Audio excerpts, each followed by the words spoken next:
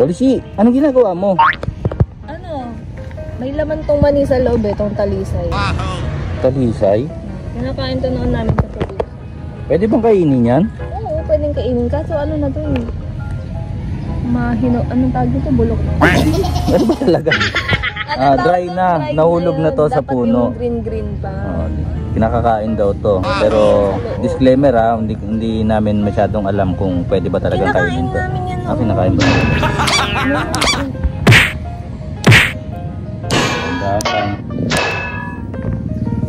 Pag gagawin nyo itong mga bata, magpasama kayo sa mga magulang nyo.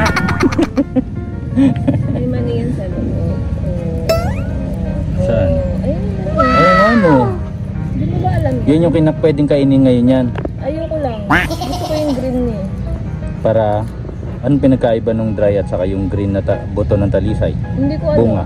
Iba kayo ito. Ano? Ito yung mani. Oo, mani. Ito yung sinasama sa Ferrero Rocher. Yan ba yun?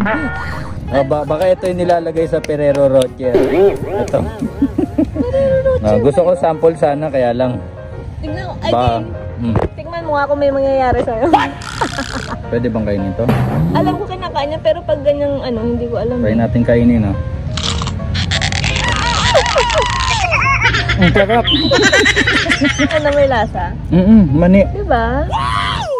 Okay guys, meron na naman tayo natuklasan ng mga kahindik-hindik at makabagong tuklas, no, dito sa planeta natin. Baliw! Ng bunga ng talisay pwedeng kainin. Yes! Kinain ko na. Masarap. Sinapian lang konti. Update na lang po kami kung may nangyari. Kung bumula ang bibig niyo. Kung nagtaiba ako, update natin. To follow na lang yung next video.